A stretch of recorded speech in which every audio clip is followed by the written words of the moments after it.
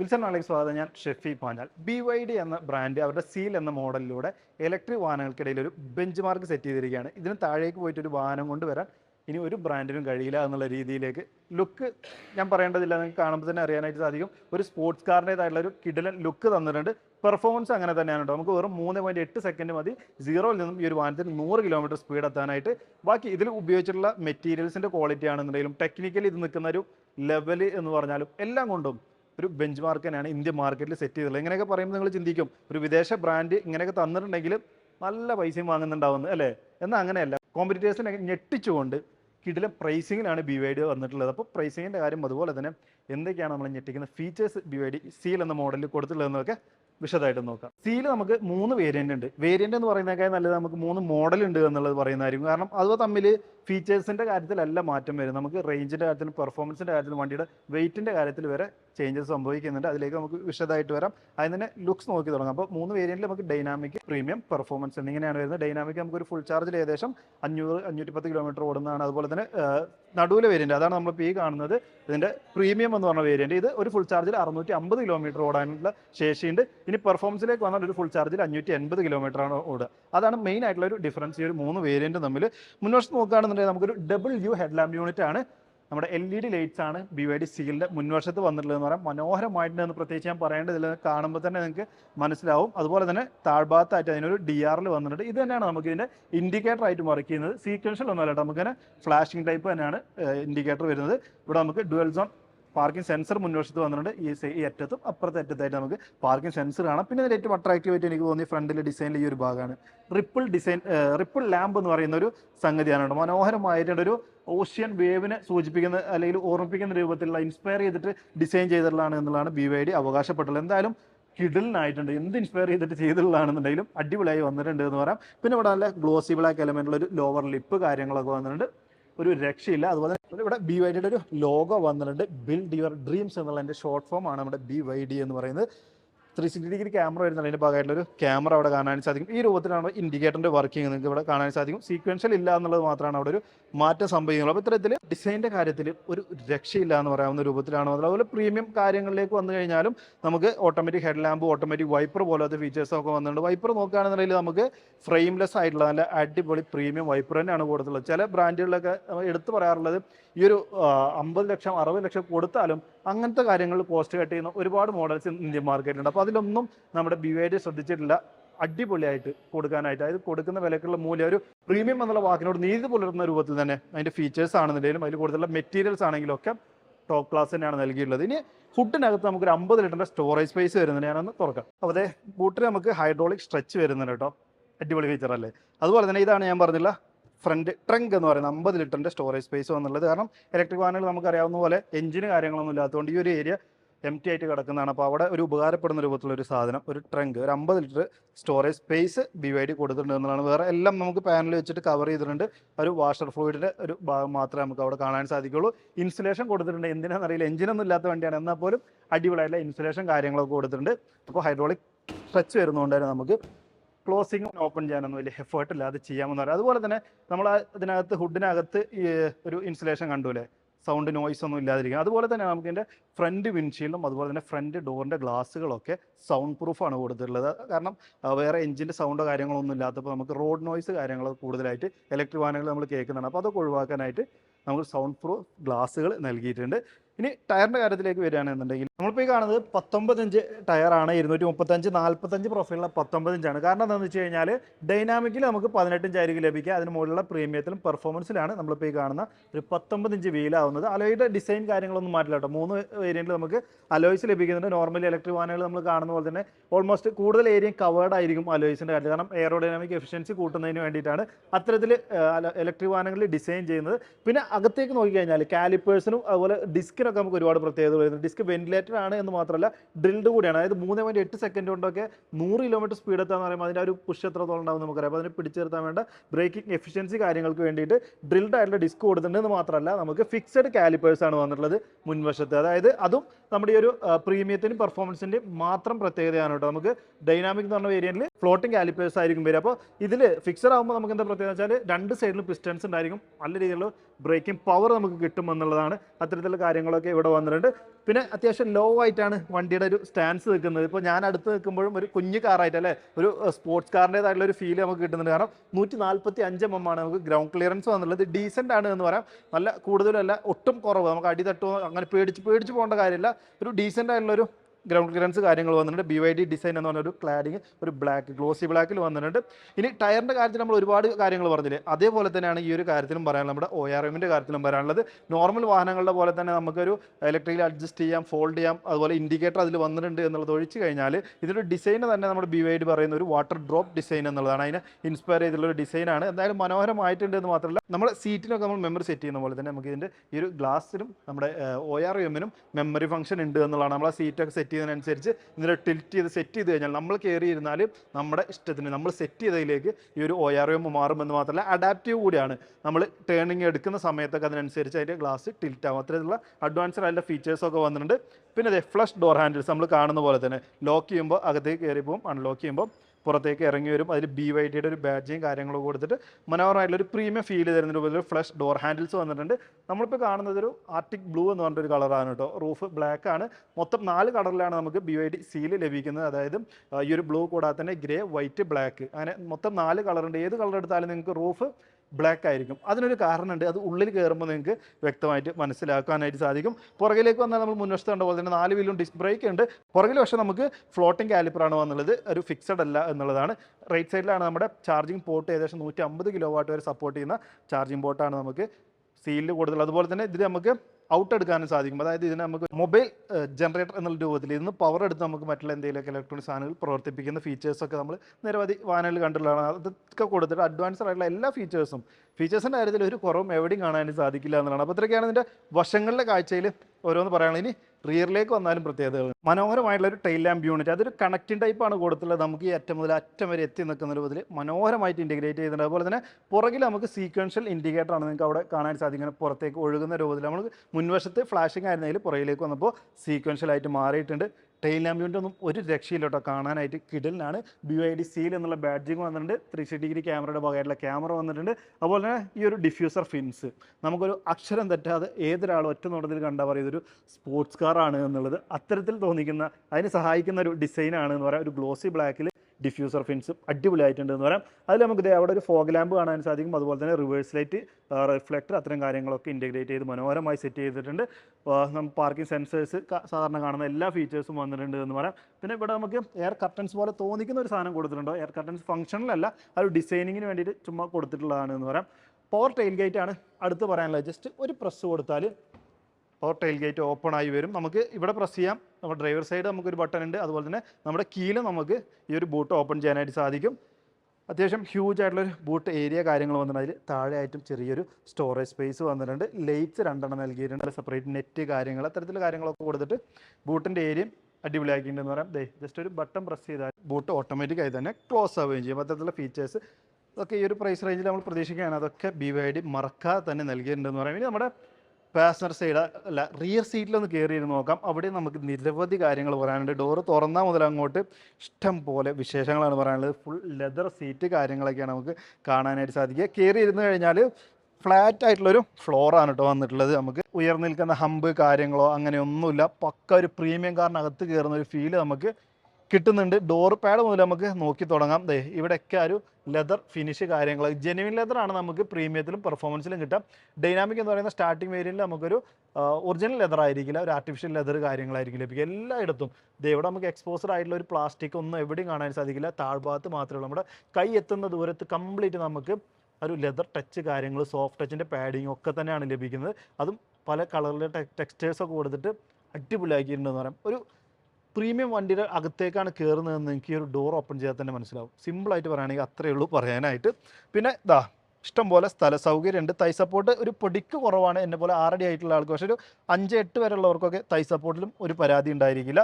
Leg room ഇഷ്ടം പോലെയുണ്ട്, head room ഇഷ്ടം പോലെയുണ്ട്. അകത്തേക്ക് കയറുക അപ്പോഴാണ് ഞാൻ നേരത്തെ പറഞ്ഞ ഹെഡ് റൂമിൻ്റെയും അതുപോലെ തന്നെ ആ ഒരു ബ്ലാക്ക് റൂഫ് കിട്ടുന്നതിൻ്റെ കാര്യം പറഞ്ഞിട്ടുള്ളത്. കണ്ടോ, കംപ്ലീറ്റ് ഗ്ലാസ് ആണ് നമുക്ക് ഇതിൻ്റെ ഒരു റൂഫ് വരുന്നത്. ഒരു സിൽവർ പ്ലേറ്റഡ് ഗ്ലാസ് റൂഫാണ് നമുക്ക് BYD സീൽ ലഭിക്കുക. എല്ലാ വേരിയൻറ്റിലും ഒരുപോലെ കിട്ടുന്നുണ്ട്.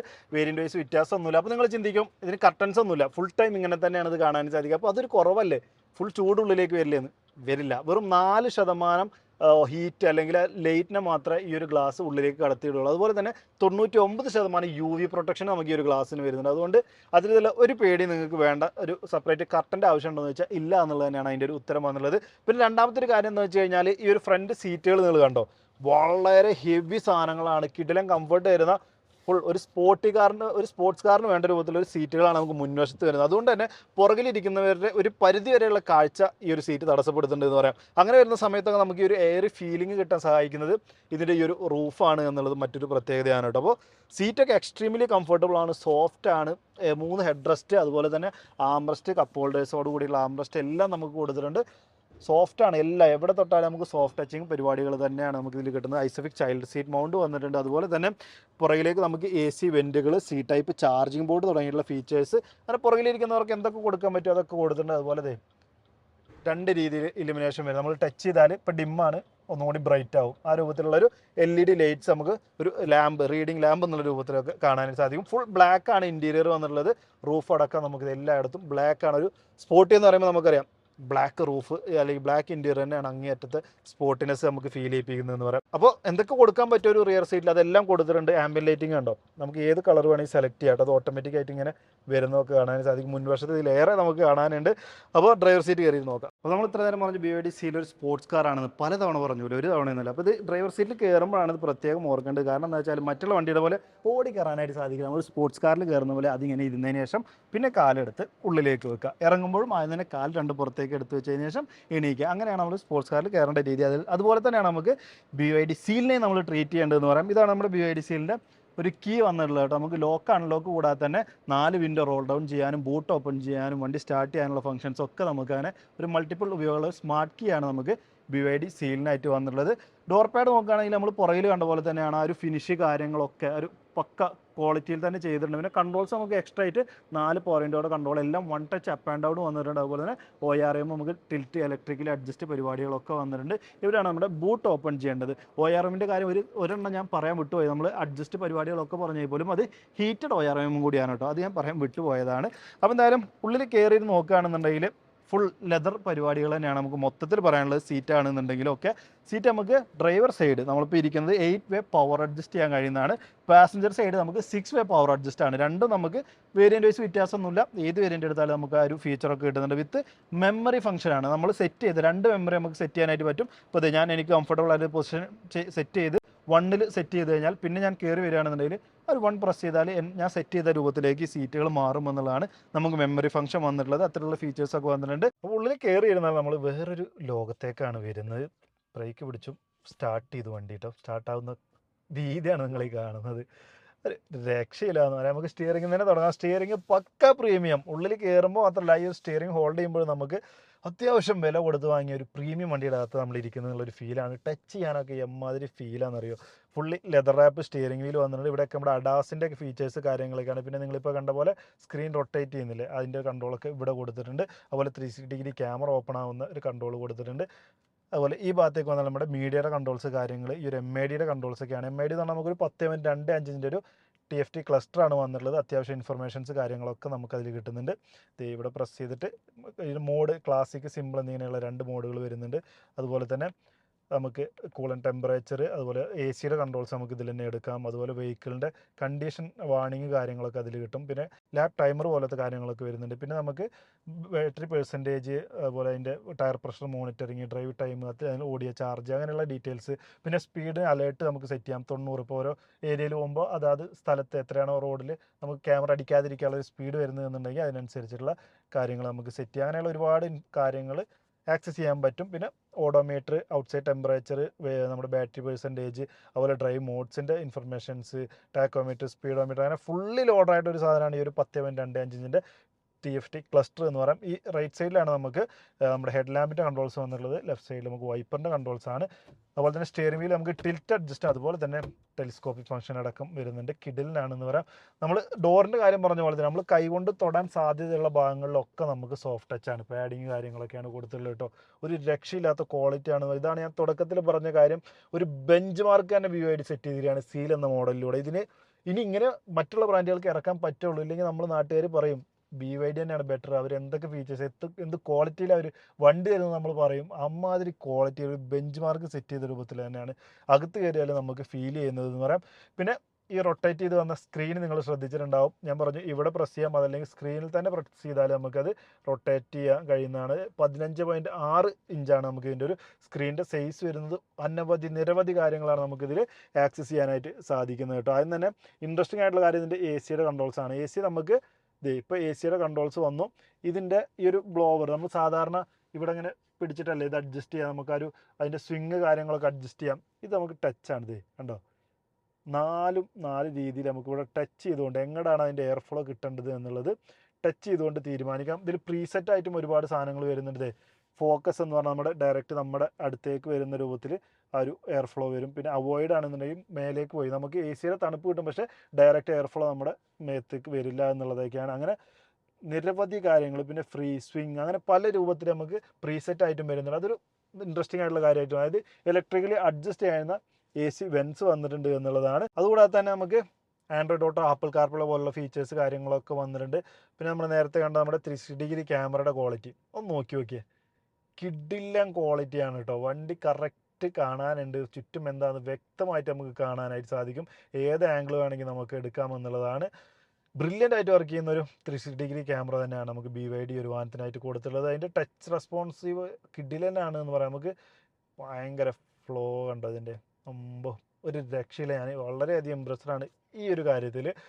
അടിപൊളിയായിട്ട് ഇൻഫർടൈൻമെൻറ്റ് സെറ്റ് ചെയ്തിട്ടുണ്ട്. 12 സ്പീക്കറോളം നമുക്ക് ഈ ഒരു ഇൻഫർടൈൻമെൻറ്റിൽ വരുന്നുണ്ട്. ഇതൊന്നും വേരിയൻ്റ് വൈസ് ഒരു മാറ്റമില്ല. ഡൈനാമിക് എടുത്താലും പെർഫോമൻസ് എടുത്താലും പ്രീമിയം എടുത്താലും ഒക്കെ നമുക്ക് ഈ ഫീച്ചേഴ്സ് അവൈലബിൾ ആണ് എന്ന് പറയാം. അതിനൊരു ഫ്രെയിമൊക്കെ ഉണ്ടോ, വളരെ തിന്നാണ്, കുഞ്ഞ് ഫ്രെയിമാണ് ഇതിൻ്റെ ചുറ്റും വരുന്നത്, നമുക്ക് അറിയുന്ന പോലും ഇല്ല. അതുകൊണ്ട് അതിൻ്റെ ക്വാളിറ്റി ആ ഭാഗത്ത് നമുക്ക് നോക്കുന്ന സമയത്ത് വേറെ തന്നെ ഒരു ഫീൽ കിട്ടുന്നുണ്ട്. അപ്പോൾ ഇത്ര കട്ടിയിലൊക്കെ അതിൻ്റെ ഫ്രെയിം നിന്നാൽ ചിലപ്പോൾ ഇതിൻ്റെ ഈ ഒരു വൃത്തി അല്ലെങ്കിൽ ഈ ഒരു ഭംഗി നമുക്ക് ഫീൽ ചെയ്യില്ല. അപ്പോൾ ഒരു ഫ്രെയിംലെസ് എന്നൊക്കെ പറയുന്ന രൂപത്തിലേക്ക് ഒരു ക്വാളിറ്റി മാറ്റിയിട്ടുണ്ട് എന്നുള്ളതൊക്കെ അപ്രിഷിയേറ്റ് ചെയ്യേണ്ട ഒരു കാര്യം തന്നെയാണ്.